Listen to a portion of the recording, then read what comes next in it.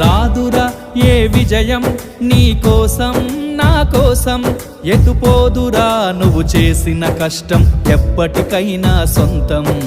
కాలంతో పయనించే వాడికి కానిది ఏముంది, సాధనతోనే సాధ్యమవ్వునని సదాశయంతో సాగర ముందుకు. రాదురా ఏ విజయం నీ కోసం నా కోసం, ఎటుపోదురా నువ్వు చేసిన కష్టం ఎప్పటికైనా సొంతం.